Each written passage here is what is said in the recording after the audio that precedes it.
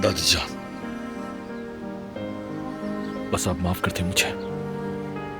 ये बात जानता हूं मैं कि माफी के काबिल नहीं हूं मैं। मैंने सबको दुख दिया, धोखा दिया सबको। अगर हो सके तो अपने इस नालायक पोते को माफ कर दे। बेटा, बच्चा हमेशा माँ को बहुत प्यारा होता है, वो किसी सूरत नहीं छोड़ सकती। और पहले भी कसूर तुम्हारा नहीं था। मत जाओ मेरे बच्चे, मत जाओ मेरे शेर, रुक जाओ यहीं पर।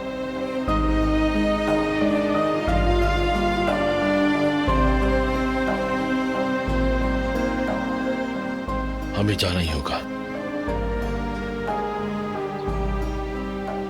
फराद, दादी की बात मान लो तुम।